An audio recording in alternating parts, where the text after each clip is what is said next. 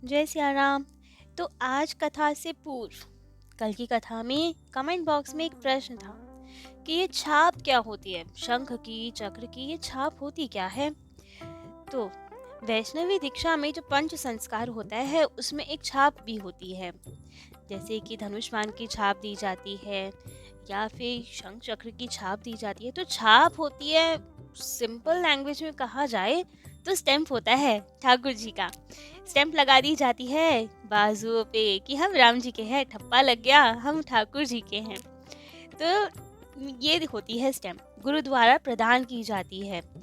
पहले तो संतों में तप्त छाप ही होती थी, मतलब उसे गर्म करके लगाया जाता था, लेकिन आजकल शीतल छाप भी होती है, चंदन आदि से लगाई जाती है। तो यहाँ जो पीपा जी को छाप मिली, वैसे तो वो रामानंदी संत हैं, लेकिन द्वारिकाधीश के स्वरूप में ठाकुर जी ने उन्हें दर्शन दिए थे। तो उस स्वरूप में वे चतुर्भुज हैं।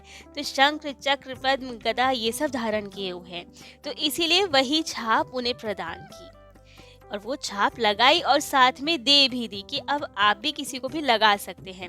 जिनके वो छाप लग गई, अर्थात मरणोपरांत वे भी चतुर्भुज होके, चार भुजा वाले होकर ठाकुर जी के स्वरूप में ही ठाकुर जी के धाम में जाते हैं। जितने भी भक्त होते हैं, जैसे वैष्णव होते हैं, वो उन्हीं का स्वरूप हो जाते हैं। वैकुंठ में जितने भी पार्षद है वो भी चतुर्भुज ही हैं, तो उनके स्वरूप जैसे ही लगते हैं वे। तो वही होती है छाप जो भुजाओं पे लगती है।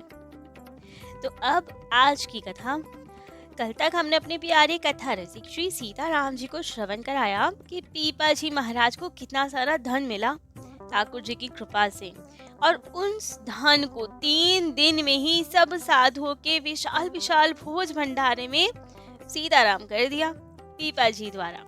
अब जब इतने विशाल भंडारे आदि सब हुए, तो वहाँ के जो राजा थे, टोंडे की जो राजा थे सूर्य सेनमल, अब उन्होंने इनकी ख्याति सुनी, पता चला कि कितने बड़े भक्त हैं, संत सेवी हैं, तो आए इनके दर्शन हेतु। दर्शन करके तो मन में अति प्रसन्नता, बड़ी विनम्रता से कहा कि हे प्रभु, कृपा कीजिए, हमें भी अपना लीजिए, अपना शिष्य बना लीजिए, ठाकुर जी की प्राप्ति करा दीजिए। तब तो पीपा जी ने कहा, पहले संसार की वासनाओं का त्याग करो, उसके बाद आपको दीक्षा आदि मिलेगी। विषय सख्त होंगे तो दीक्षा देना व्यर्थ है, तो इसको नहीं देंगे हम दीक्षा। क्योंकि रामानंदाचार्य जी ने जब इन्हें भी दीक्षा दी थी तो परीक्षा आदि ली थी, इन्हें भी सब विकारों से मुक्त किया था, तब दीक्षित किया। तो ऐसे ही इन्होंने भी कहा कि पहले उस योग्य बनिए, उसके बाद दीक्षा संस्कार किया जाएगा। तब तो राजा ने कहा, महाराज आप जो आज्ञा देंगे, जैसी आज्ञा देंगे, सबका पालन किया जाएगा, लेकिन हमें दीक्षा दे दीजिए। तब तो इन्होंने कहा, ठीक है, तो अगर आपको दीक्षा चाहिए तो सब संपत्ति, सब रानियों को यहाँ ले आओ और हमें अर्पण कर दो, उसके बाद ही दीक्षा होगी। पीपा जी का भाव तो यही था कि रानियों में आसक्ति रहेगी, राज्य में आसक्ति रहेगी, तो क्या ठाकुर जी का भजन करेंगे। देखना चाहते थे वो ये सब त्याग कर भी पाते हैं या नहीं। एक भाव ये भी होता है कि पीपा जी अपना सर्वस्व उन्हें दे रहे थे राजा को।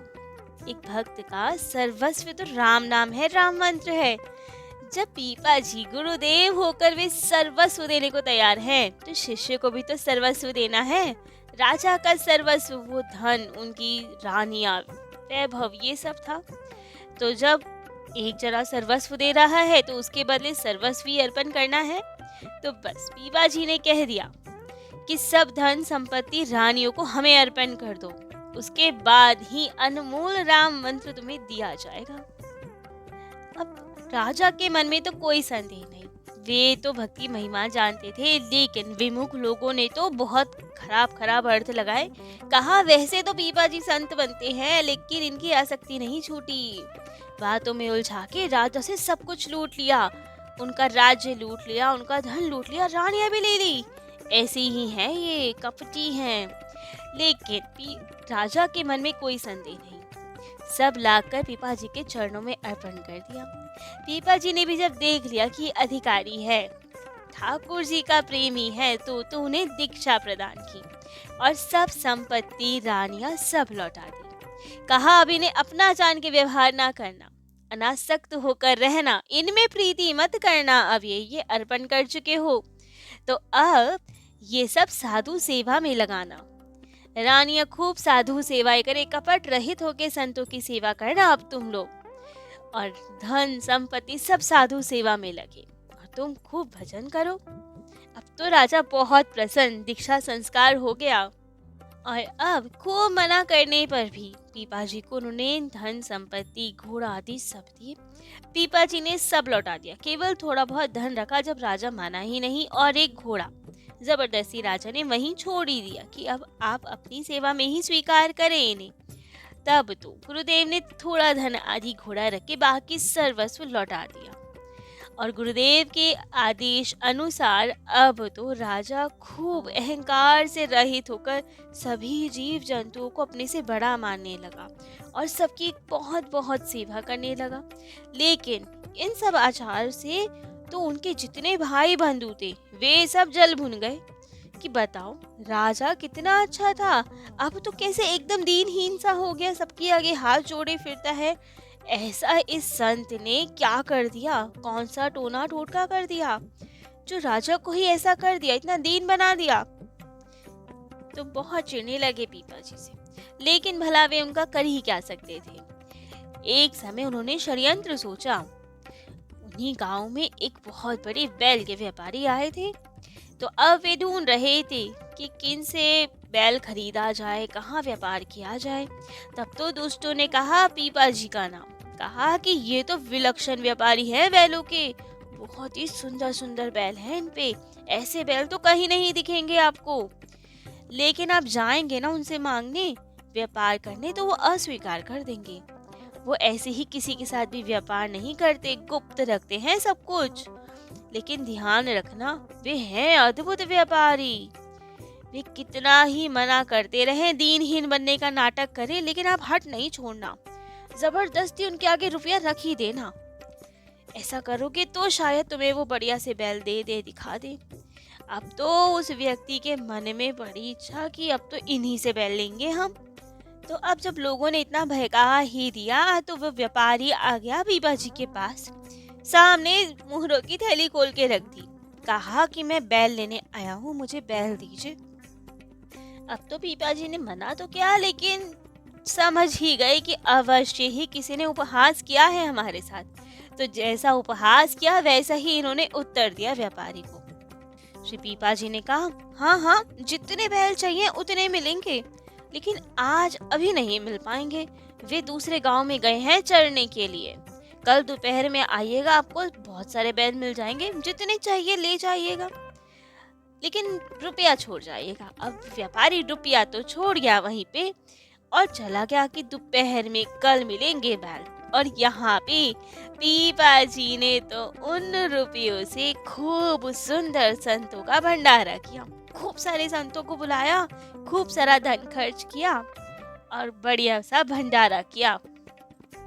तो अब जब वे बंजारा अगले दिन दोपहर में आया बैल लेने, पूछा कि बैल कहाँ है, बैल दे दीजिए मुझे, आपने कहा था आज मिलेंगे।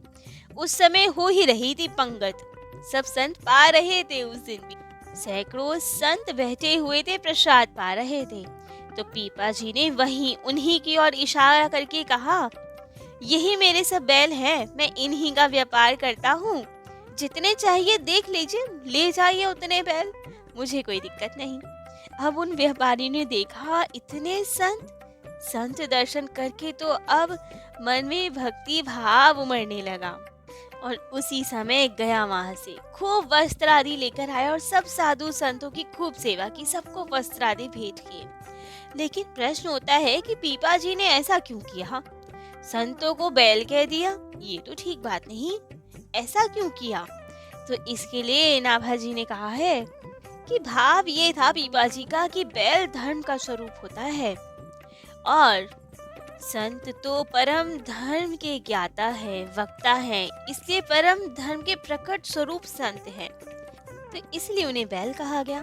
दूसरा भाव है कि जैसे बंजारे अपने बैल पे सामान आदि लेकर एक जगह से दूसरी जगह जाते हैं, उसी तरह संत भी होते हैं। वे भी तो हम जीवों को खूब सारा भक्ति का साधन सिखाते हैं, जिससे कि हम इस लोक से परलोक की यात्रा कर पाएं। संत भी तो हमें इस लोक से परलोक पहुंचाते हैं, तो इसलिए उन्हें बैल कहा। इस लोक में जितना संत सेवार्थ खर्च किया जाए, परलोक में अनंत गुना वो बढ़ जाता है। संतों को दिया हुआ अनंत हो जाता है। कहा गया है, संत हमारे कोश हैं, धन को तहाँ धरि देव, दिन दूनो निश चौगुनो, जब चाहो तब लेव। तो इसीलिए ही पीपाजी ने संतों को ही बैल बताया कि हमारे तो यही बैल है, इन्हीं का व्यापार करते हैं, हम संत सेवा ही करते हैं, जितने चाहो उतने संतों को ले लो, अर्थात जितनों की सेवा चाहो उनको ले लो और खूब सेवा करो संतों की। और अब जब पीपाजी ने ही मार्ग दिखा दिया हो, इतने संतों के दर्शन हो गए हों, तो संतों के दर्शन निष्फल थोड़ी होते हैं। तुरंत उस व्यापारी के हृदय में भी भक्ति भाव उमड़ पड़ा, सब संतों की खूब सेवा की वस्त्र आदि से। ऐसे ही एक बार पीपाजी सरोवर में स्नान करने गए घोड़े पर चढ़कर अपने, और घोड़ा एक स्थान पे बांध कर स्नान करने लगे। परंतु इतने में ही दुष्ट चोर आ गए और उन्होंने तो पीपाजी का घोड़ा पकड़कर बांधकर ले गए, छुपा दिया उसे। अब जब पीपाजी स्नान करके लौटे तो घोड़ा तो ज्यों का त्यों ही बंधा हुआ था वहां पे। अब पीपाजी ने आराम से घोड़े की सवारी की और आ गए अपने आश्रम पे वापस।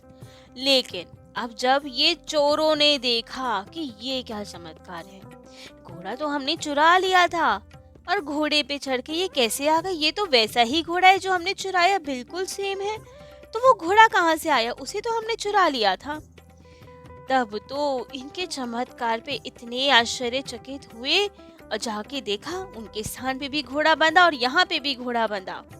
तब तो तुरंत पीपाजी वाला घोड़ा आश्रम पे ले आए, और जैसे ही वो घोड़ा आया तो ये वाला घोड़ा अदृश्य हो गया, क्योंकि स्वयं ठाकुर जी ने वो प्रकट किया था। तो अब जैसे ही असली वाला घोड़ा आया तो ठाकुर जी ने अपना वाला घोड़ा अदृश्य कर लिया। तब तो ये देखकर चोरों को पीपाजी की महिमा समझ में आई कि ये कोई साधारण संत नहीं है, उच्च कोटि के संत हैं, जो घोड़ा गायब होने पे भी घोड़ा प्रकट कर सकते हैं और घोड़ा आने पे गायब भी कर सकते हैं। तब तो उन चोरों ने चोरी आदि सब छोड़कर श्री पीपाजी की शिष्यता स्वीकार की और सदा ठाकुर जी के भजन में लग गए। एक बार तो श्री पीपाजी एक झगड़े का फैसला करवाने राजा के यहाँ गए। असल में हुआ क्या, एक स्त्री के साथ एक ही रंग, रूप, आकार, डी डॉल, बोलचाल वाले दो पुरुष थे, और जो दोनों आपस में झगड़ रहे थे कि ये हमारी स्त्री है, हमारी स्त्री है। और वो स्त्री निर्णय ही ना कर पाए कि दोनों में से इनका पति कौन है, क्योंकि दोनों बिल्कुल सेम थे, बोलचाल में भी हर तरह से सेम। अब राजा के पास फैसला गया, राजा भी ना समझ पाए, मंत्री भी ना समझ पाए कि हुआ क्या, ये दो इतने सेम कैसे हैं, कैसे डिसाइड हो कि इस स्त्री का पति कौन है, क्योंकि दोनों ही कह रहे हैं ये हमारी पत्नी है। कोई नहीं निर्णय कर पा रहा था।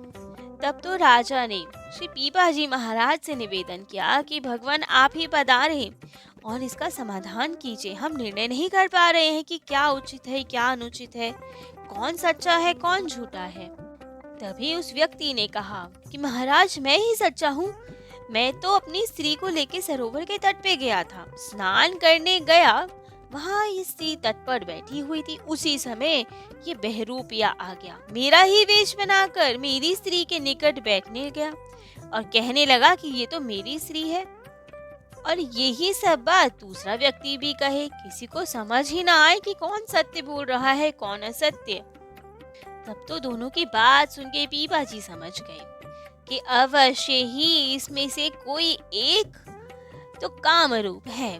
तो अब एक बोतल मंगवाई, कहा ठीक है, जो 3 घंटे इस बोतल में रह सकेगा वो ही स्त्री का सच्चा पति समझा जाएगा। अब सच्चा पति तो मनुष्य था ना, तो उसमें कहाँ ये सामर्थ्य की बोतल में जाके बैठ सके। तो वो तो बहुत रोने लगा कि महाराज ऐसे तो हम नहीं कर सकते, लेकिन पत्नी तो ये हमारी ही है। लेकिन दूसरा जो वस्तुतः प्रेत ही था, वायु रूप होके बोतल में घुस गया और तुरंत पीपाजी ने बोतल बंद कर दी और मंत्री से कहा कि इसे पृथ्वी में गड़वा दो अब तो। अब विवश होके अब प्रेत अपने उद्धार के लिए गिड़गिड़ाने लगा, प्रार्थना करने लगा। तब पीपाजी ने उसका उद्धार किया और उस स्त्री को अपना सच्चा पति मिल गया। तो ऐसी महान महिमा थी पीपाजी महाराज की। परंतु इसी बीच जब पीपाजी ये सब निपटारा कर रहे थे, तभी इनके आवास पर इनकी धर्म पत्नी सीता सहचरी जी अकेली थी और संयोगवश उस दिन कुटी में कुछ अन्न जल आदि नहीं था। कोई ना अन्न ना धन, कुछ भी नहीं था। और तभी खूब सारे संत पधार गए वहां। अब संत सेवा में क्या लाएं, क्या किया जाए, कैसे हो संत सेवा, बहुत परेशान हुई। तुरंत संतों को बिठाया तो कुटिया में खूब भगत तो की, लेकिन पवाने के लिए कुछ नहीं, धन राशि नहीं, अन्न कुछ नहीं, क्या किया जाए। तब तो आज्ञा लेके बाजार गई कि शायद कोई कुछ दे दे, उधारी दे दे या दया देकर दे दे, कुछ तो मिल जाए हमें। लेकिन किसी ने भी कुछ देने से इनकार कर दिया। तब तो एक भनिया की दुकान पर गई और उनसे कहा कि कुछ सामान आदि दे दो, साधु संत आए हैं, उनकी सेवा करनी है, तो कृपा कीजिए आज उधारी कुछ दे दीजिए, जैसे ही कभी धन की व्यवस्था होगी लौटा देंगे। लेकिन उस दुकानदार की तो कुदृष्टि थी इन पे। उन्होंने कहा ठीक है, सामान तो हम कितना भी दे देंगे, लेकिन आपको हमारे पास आना पड़ेगा, हमारी दासी बनकर आना पड़ेगा। तब तो सीता सहचरी जी ने सब स्वीकार किया कि अभी संत सेवा हो जाए, हमारा क्या है, कुछ भी करने को तैयार है, शरीर तो नश्वर है। और खूब सारी सामग्री लेकर चलती घर की ओर। तो अब घर तो आ गई, इतने में पीपाजी भी पहुंच गए। देख के हैरान भी हुए कि सामग्री कहाँ से आई। तो अब सीता सहचरी जी क्या करती हैं? क्या पीपाजी को बता देती हैं सब? क्या पीपाजी सुनकर सपोर्ट करते हैं उन्हें कि क्रोधित हो जाते हैं? और क्या हमारे प्यारे ठाकुर जी अपने ऐसे भक्तों को किसी की दासत्व में बेच सकते हैं? क्या दासी बन के रह सकती हैं सीता सहचरी जी उस दुष्ट के यहाँ? तो होता क्या है, ये सब अपने प्यारे कथा रसिक श्री सीताराम जी को कल श्रवण कराएंगे। आज के लिए इतना ही। जय जय श्री सीताराम।